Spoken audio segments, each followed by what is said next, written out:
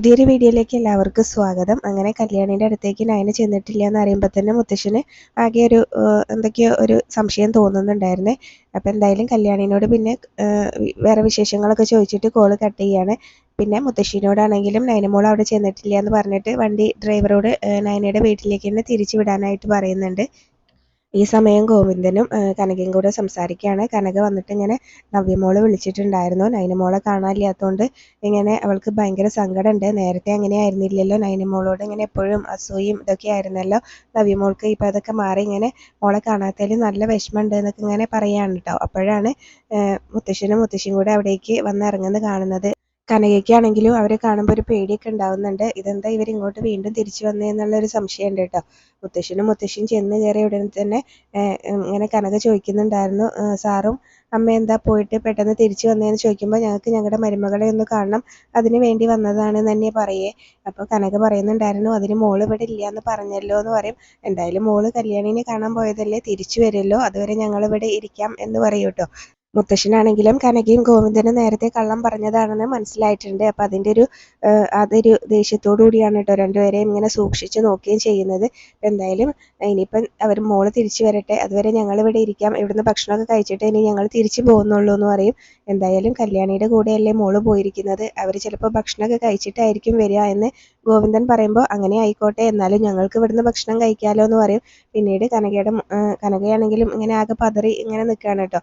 അപ്പോൾ ഇനിയിപ്പോൾ ഞങ്ങൾക്ക് ഭക്ഷണം തരാൻ എന്തെങ്കിലും ബുദ്ധിമുട്ടുണ്ടോ എന്നൊക്കെ ചോദിക്കുമ്പോൾ ഒരു ബുദ്ധിമുട്ടും ഇല്ല, പിന്നെ എന്താ ഇങ്ങനെ പറഞ്ഞ് കേട്ടിട്ട് ഞങ്ങൾക്ക് എന്തോ ഭക്ഷണം തരാൻ ബുദ്ധിമുട്ടുള്ള പോലെയാണല്ലോ എന്നൊക്കെ മൂർത്തി സാറ് പറയുവേ. അപ്പോൾ ആ സമയത്ത് അല്ല, നേരത്തെ അമ്മയും സാറും കൂടെ ഇങ്ങനെ ഒരു ഗ്ലാസ് വെള്ളം പോലും കുടിക്കാൻ ഇവിടുന്ന് തയ്യാറായില്ലല്ലോ, അതുകൊണ്ടാണെന്ന് പറയും.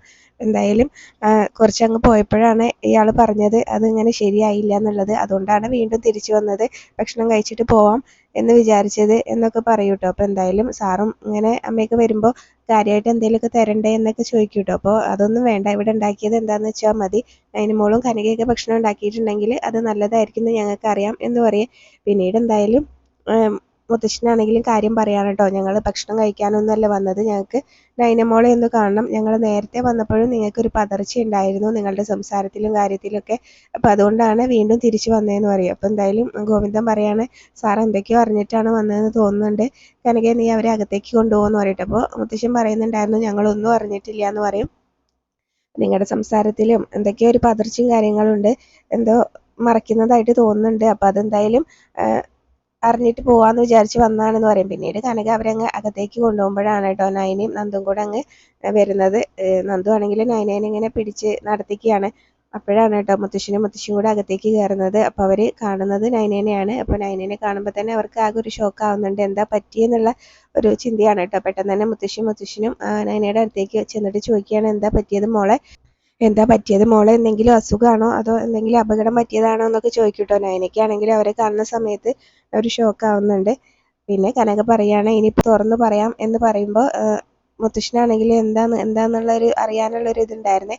അപ്പോൾ കനക പറയും, എൻ്റെ മോളാണ് ഇങ്ങനെ അവളുടെ അമ്മായിമ്മയ്ക്ക് വേണ്ടി ഒരു സഹായം ചെയ്തത്, ഇങ്ങനെ കരൾ ദാനമായിട്ട് കൊടുത്തതെന്ന് പറയുമ്പോൾ മുത്തശ്ശിക്കും ഒക്കെ ആകെ സങ്കടമാണ് കേട്ടോ, മുത്തശ്ശനാണെങ്കിലും. അപ്പോൾ നൈനയോടൊന്ന് ചോദിക്കുന്നുണ്ടായിരുന്നു മുത്തശ്ശൻ, എന്നിട്ട് എന്താ മോളെ നീ ഇതൊന്നും പറയാതിരുന്നേ എന്ന് ചോദിക്കും. ആദർശും ജയനൊന്നും ഇതിനെപ്പറ്റി ഒരു വാക്ക് പോലും ഞങ്ങളോട് പറഞ്ഞില്ല എന്ന് പറയുമ്പോൾ നൈന പറയാണ്, അതിങ്ങനെ മുത്തശ്ശനും മുത്തശ്ശിക്കൊക്കെ അമ്മ ഹോസ്പിറ്റലിൽ കിടക്കുന്നതുകൊണ്ട് തന്നെ വലിയ സങ്കടമല്ലേ, ഇനിയിപ്പോൾ ഞാനും കൂടെ ഇങ്ങനെ അമ്മേനെ സഹായിച്ചു എന്ന് പറഞ്ഞാൽ നിങ്ങൾക്കത് ഇങ്ങനെ സഹിക്കാൻ പറ്റില്ലല്ലോ, അതുകൊണ്ട് ഞാനാണ് ഇങ്ങനെ പറയണ്ടെന്ന് പറഞ്ഞത് എന്ന് പറയൂ കേട്ടോ. എന്നാലും ഈ കാര്യങ്ങളൊക്കെ ഞങ്ങൾ അറിയേണ്ടതല്ലേ, മോൾ ഇത്രയും വലിയൊരു കാര്യം ചെയ്തിട്ട് എന്നൊക്കെ നൈനിനോട് പറയുന്നുണ്ട്. മുത്തശ്ശി ചോദിക്കുകയാണ് ഈ സമയത്ത്, മോളാണ് സഹായം ചെയ്തതെന്ന് ദേവയാനി അറിഞ്ഞോ എന്ന് ചോദിക്കുക. പറഞ്ഞിട്ടില്ല എന്ന് പറയും. അങ്ങനെ അമ്മ അറിഞ്ഞിട്ടുണ്ടെങ്കിൽ എൻ്റെ സഹായം വേണ്ടാന്ന് അമ്മ പറയൂലേ എന്ന് പറയുമ്പോൾ മുത്തശ്ശൻ പറയുന്നുണ്ടായിരുന്നു, ഉറപ്പായിട്ടും പറയും എന്ന് പറയേ. അപ്പം എന്തായാലും മോൾ ഇത്രയും വലിയ സഹായം ചെയ്തിട്ട് മോളെ വെറുത്തുകൊണ്ടിരിക്കുകയാണല്ലോ, മോളുടെ അമ്മായിയമ്മ എന്നൊക്കെ പറയൂ കേട്ടോ. മോളുടെ അമ്മായിമ്മ മോളെ വെറുത്തിട്ട് മോള് ഇത്രയും വലിയൊരു സഹായം ചെയ്തില്ലേ എന്നൊക്കെ ഇങ്ങനെ പറയും. അപ്പോൾ ഇത് വലിയൊരു ഇങ്ങനെ ത്യാഗമായിട്ടൊന്നും കാണണ്ട, ഞാനിങ്ങനെ എൻ്റെ കടമയാണ് ചെയ്തത്, ആ സമയത്ത് മറ്റാരെയും ഇങ്ങനെ കിട്ടിയില്ലെങ്കിൽ ഞാൻ എൻ്റെ കടമ ചെയ്യണ്ടേ എന്നൊക്കെ പറയും. അപ്പോൾ മോളുടെ മനസ്സിൻ്റെ നന്മയാണ് അത് എന്നൊക്കെ പറയും. എന്തായാലും മോളെ മാറ്റി നിർത്തിയിട്ടാണല്ലോ ദേവയാനി അനാമികേനെ സ്നേഹിക്കുന്നത്. അനാമികയ്ക്കും വേണമെങ്കിൽ അവളെ സഹായിക്കായിരുന്നല്ലോ, പക്ഷെ സഹായിച്ചില്ലല്ലോ, അവൾ മാറി നിന്നില്ലേ എന്ന് മുത്തശ്ശൻ പറയുമ്പോൾ അവൾ ചെറിയ കുട്ടിയല്ലേ, പോരാത്തതിന് പക്വതയായിട്ടില്ലല്ലോ എന്ന് നൈന പറയും. ആണല്ലോ, എന്നാൽ പിന്നെ ഇങ്ങനെ പക്വത എത്തിയ മരുമകളെ ഇങ്ങനെ അമ്മായിമ്മ സ്നേഹിക്കണ്ടേ എന്നൊക്കെ മുത്തശ്ശൻ പറയുന്നുണ്ട്. അപ്പോഴേക്കും ഗോവിന്ദനും അവിടേക്ക് വരികയാണ് കേട്ടോ. അപ്പോൾ ഗോവിന്ദൻ ഇങ്ങനെ ചോദിക്കുന്നുണ്ടായിരുന്നു, സാറ് സത്യങ്ങളൊക്കെ അറിഞ്ഞോ എന്ന് ചോദിക്കും. അപ്പോൾ അറിഞ്ഞു എന്ന് മുത്തശ്ശൻ തന്നെ പറയുമ്പോൾ ഇങ്ങനെ സാറിനോട് ക്ഷമ ചോദിക്കുകയാണ് ഒരു കള്ളം പറഞ്ഞതിന് എന്ന് പറയുമ്പോൾ മുത്തശ്ശനാണെങ്കിലും ആ സമയത്ത് ഗോവിന്ദനോട് പറയാണ്, എന്തിനാണോ ക്ഷമ ചോദിക്കുന്നത്, അങ്ങനെ ക്ഷമ ചോദിക്കാനാണെങ്കിൽ ഞങ്ങളല്ലേ നിങ്ങളോട് ക്ഷമ ചോദിക്കേണ്ടത് എന്ന് പറയേ. എന്തായാലും ഇങ്ങനെ ഒരു മകളെ കിട്ടിയ നിങ്ങളൊക്കെ ഭാഗ്യം ചെയ്തവരാണ്, ആ ഭാഗ്യം ഇപ്പോൾ ഞങ്ങൾക്കും കൂടെ ആയല്ലോ എന്നൊക്കെ ഇങ്ങനെ പറഞ്ഞിട്ട് ഇങ്ങനെ നൈനേനെ കുറിച്ച് പറയുന്നുണ്ടായിരുന്നേ. മുത്തശ്ശിക്കാണെങ്കിലും ആകെ സങ്കടമാണ് കേട്ടോ നൈനേനെ കണ്ടിട്ട്. അപ്പോൾ നൈനേനെ ആദ്യമായിട്ട് കാണുമ്പോൾ തന്നെ അവർ ചോദിക്കുന്നുണ്ടായിരുന്നു, മോൾ ഇവിടെ ഒളിച്ചിരുന്നിട്ട് എന്താ ഞങ്ങൾ ഇങ്ങനെ വന്നപ്പോൾ പുറത്തേക്ക് ഇറങ്ങാതിരുന്നത് എന്നൊക്കെ ചോദിച്ചിട്ടാണ് കേട്ടോ. പിന്നീടാണ് ഇങ്ങനെ നൈനയാണ് കരൾ ദാനമായിട്ട് കൊടുത്തതെന്നൊക്കെ കനക പറയുന്നത്. പിന്നീട് മുത്തശ്ശിയാണെങ്കിലും പറയുന്നുണ്ടായിരുന്നു, ആദർശ് ഇങ്ങനെ വലിയ വീടെടുത്തത് ഇതൊക്കെ മുന്നിൽ കണ്ടിട്ടാണല്ലേ, നൈനമോള് ഹോസ്പിറ്റലിൽ നിന്ന് വരുമ്പോൾ കുറച്ചുകൂടെ സൗകര്യമുള്ള വീട്ടിൽ താമസിക്കാൻ വേണ്ടിയിട്ടാണല്ലേ എന്നൊക്കെ പറയുമ്പോൾ ഗോവിന്ദൻ അത് ശരിയാണെന്ന് പറയേ. മുത്തശ്ശനാണെങ്കിലും ഗോവിന്ദനോട് ചോദിക്കുന്നുണ്ടായിരുന്നു, ഈ ഒരു സഹായത്തിന് ഞാൻ എന്താണോ തനിക്ക് തരേണ്ടതെന്നൊക്കെ ചോദിക്കട്ടോ. അപ്പോൾ എനിക്കൊന്നും വേണ്ട, ഇനിയിപ്പോൾ മോൾ അങ്ങോട്ട് തിരിച്ചു വരുമ്പോൾ മോൾക്ക് മനസ്സമാധാനത്തോടു കൂടി ജീവിക്കാൻ അവിടെ അവസരം ഉണ്ടായാൽ മതി എന്ന് പറയുവേ. അപ്പോൾ അതിനി ഉണ്ടാക്കാൻ പോകുന്നത് ഞാനല്ല, ഇങ്ങനെ ആദർശും അവൻ്റെ അച്ഛനൊക്കെ കൂടി ആയിരിക്കും. എന്തായാലും താൻ വാടോ എന്ന് പറഞ്ഞിട്ട് ഗോവിന്ദനെ വിളിച്ച് മുത്തശ്ശൻ അവിടുന്ന് പോവാണ്. പിന്നെ ആവുമല്ലോ, അത് കഴിഞ്ഞിട്ട് നമുക്ക് ആ കുട്ടീനെ പോയി കാണാം എന്നൊക്കെ പറയും.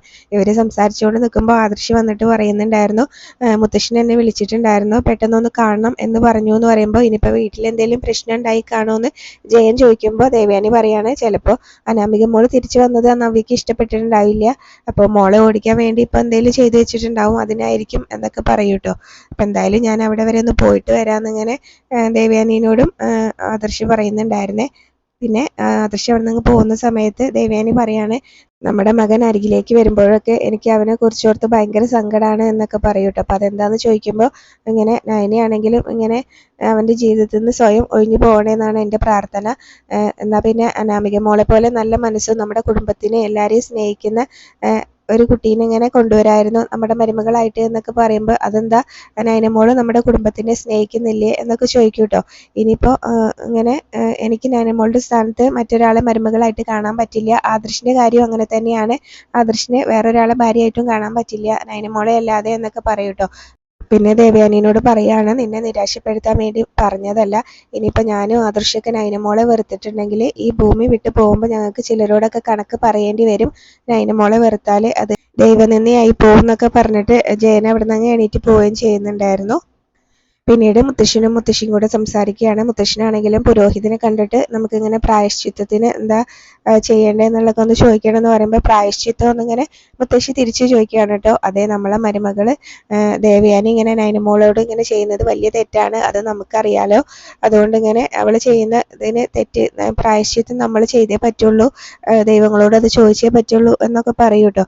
എന്തായാലും ആദർശ് അപ്പോഴേക്കും മുത്തശ്ശിയുടെ അടുത്തേക്ക് വരുന്നുണ്ടായിരുന്നു. അപ്പോൾ മുത്തശ്ശിയാണെങ്കിലും ഇങ്ങനെ ചോദിക്കുന്നത് പെട്ടെന്ന് തന്നെ പറയുന്നത്, ഞങ്ങൾക്ക് ഇങ്ങനെ ദേവയാനിക്ക് കരൾ കൊടുത്തിട്ടുള്ള ആ കുട്ടീനെ കാണണം എന്നാണ് കേട്ടോ.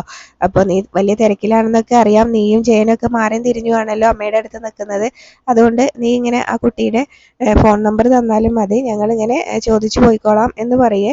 ആദർശനാണെങ്കിലും അങ്ങനെ പറയുന്ന സമയത്താണെങ്കിലും ആകെ പതർച്ചയാണ് കേട്ടോ. മുത്തശ്ശിക്കാണെങ്കിലും ആ കുട്ടീനെ ഇപ്പം തന്നെ കാണണം എന്നൊക്കെ പറയുകയും ചെയ്യുന്നുണ്ടായിരുന്നു. ആദർശിനെ ഇങ്ങനെ പെട്ടെന്ന് ഓരോന്ന് ചോദിക്കുമ്പോൾ പെട്ടെന്ന് അങ്ങ് ഉത്തരം പറയാനും പറ്റുന്നില്ല.